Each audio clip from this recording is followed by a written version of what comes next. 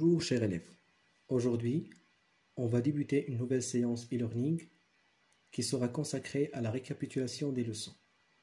Alors on va essayer dans cette séance de faire un résumé concernant les 3 leçons que nous avons vues déjà. La première leçon c'est la leçon des liens hypertextes. Alors on va essayer de définir les notions de base. Dans la première leçon nous avons vu c'est quoi un lien hypertexte. Alors un lien hypertexte c'est un texte ou une image qui, lorsqu'on clique dessus, renvoie d'autres informations, documents, fichiers, sites web, etc. Dans la deuxième leçon intitulée Bibliographie et table de matière, nous avons vu 2 notions de base. Premièrement, qu'est-ce que ça veut dire une bibliographie? Alors, une bibliographie, c'est une liste structurée de références, de documents, généralement écrits. Elle est établie généralement pour signaler un ensemble de sources qui évoquent un sujet donné, ou qui ont été utilisés comme support intellectuel pour écrire sur un sujet donné. C'est-à-dire, une bibliographie nous donne une idée sur les ouvrages, les documents utilisés pour élaborer un document. D'accord? On va passer maintenant, qu'est-ce que ça veut dire une table de matière? Une table de matière est une liste organisée des titres, de chapitres et de sections d'un livre au document permettant au lecteur de s'orienter rapidement dans l'ouvrage. C'est-à-dire, une table de matière représente un repérage pour le lecteur afin de savoir dans quelle page se trouve tel chapitre. Maintenant, chers élèves, on passe à la dernière leçon qui est intitulée Les équations et les fonctions en MS Word. Nous avons vu qu'une équation en mathématiques est définie comme étant une relation d'égalité qui n'est vérifiée que pour certaines valeurs de la variable, appelée inconnue. En sciences, une équation, c'est une formule d'égalité, ou formule rendant 2 quantités égaux.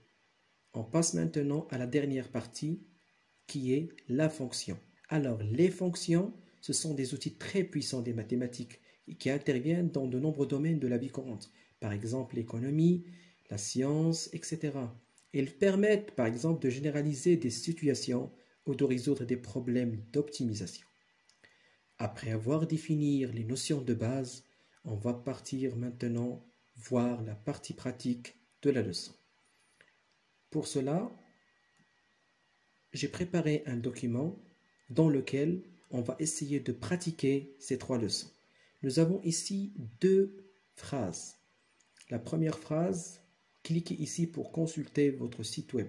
La deuxième phrase, cliquez ici pour consulter votre boîte courrier. Alors ici, on va essayer d'intégrer des liens hypertextes.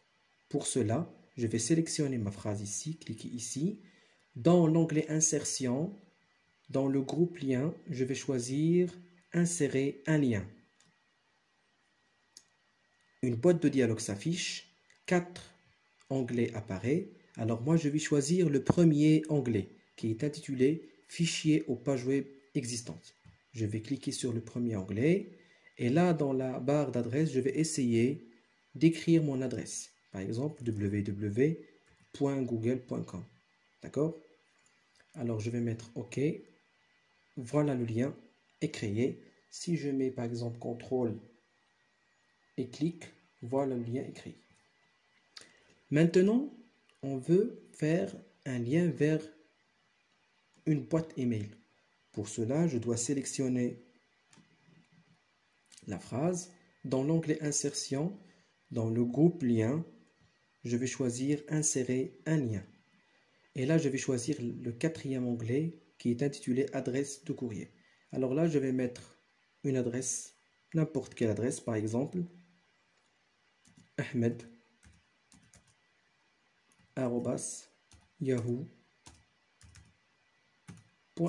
Je peux faire Gmail, je peux faire par exemple Outlook, je peux faire n'importe quel type de boîte email. Par exemple, dans l'objet, je vais mettre par exemple demande, comme ceci, et je valide par OK. Et voilà le lien écrit vers ahmed@yahoo.fr. On a terminé la première partie qui est intitulée les liens hypertextes. Alors maintenant, on va passer à la deuxième partie qui est intitulée les tables de matière et la bibliographie. Alors ici, nous avons une histoire qui est constituée de 3 parties. Partie 1, partie 2, partie 3. Et on veut essayer de faire une table de matière pour cette histoire. Alors pour moi, j'ai copié le texte dans un autre document comme ceci et j'ai réservé la première page pour la table de matière. Alors par exemple ici, nous avons 3 parties. Il faut savoir une chose très importante. Avant d'élaborer une table de matière, on doit sélectionner les titres et les mettre dans un style prédéfini. Pour faire ceci, on doit sélectionner le premier titre. Dans l'onglet Accueil, je vais choisir par exemple titre 1.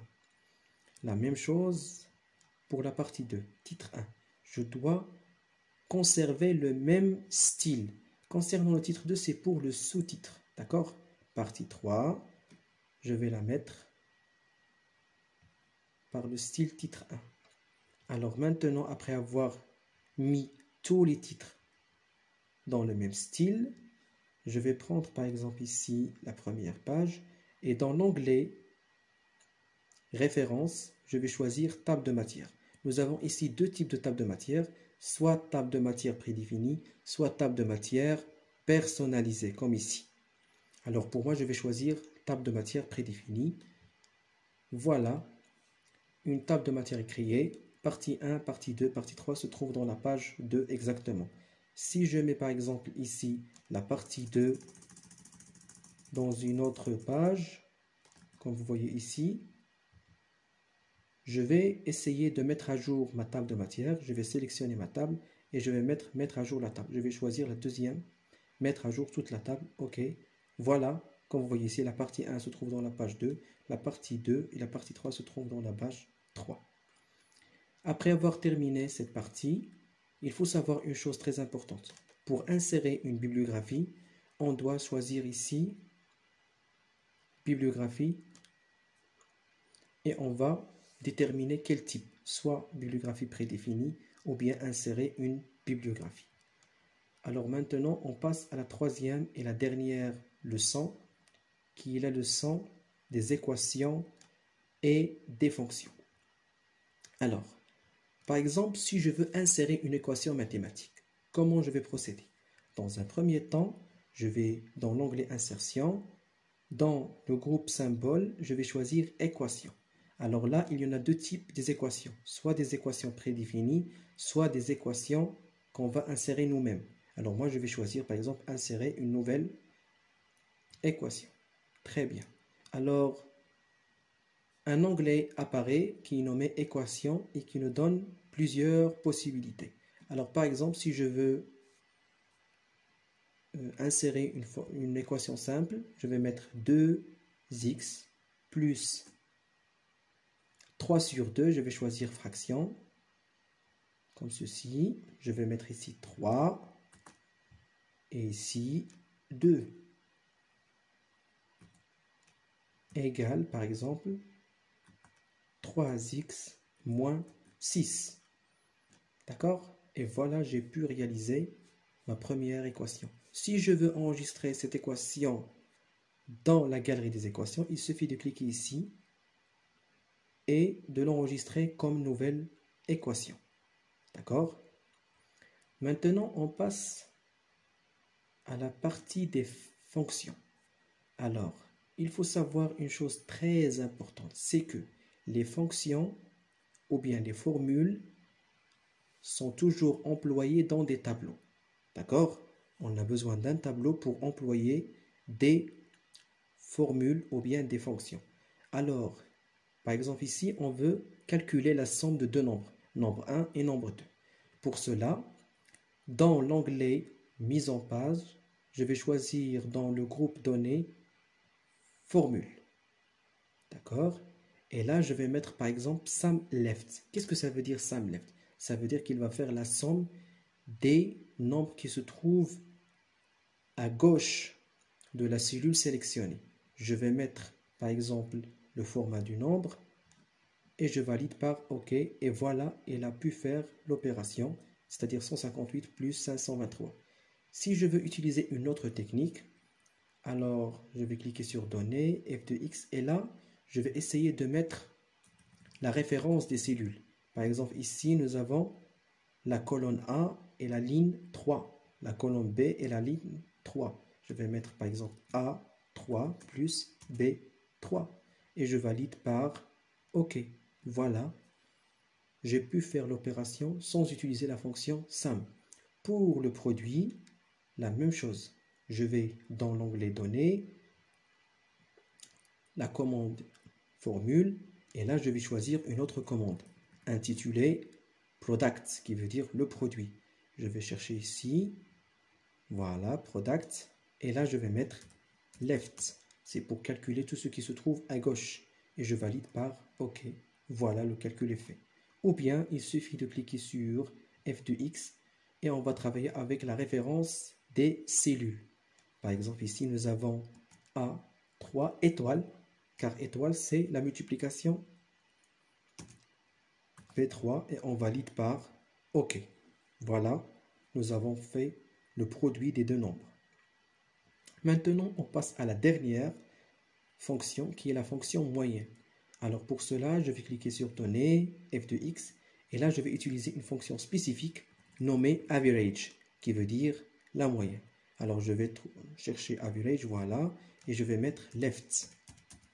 Et je valide par OK. Voilà, j'ai pu faire la moyenne en utilisant la fonction Average. Merci infiniment pour votre attention et à très bientôt.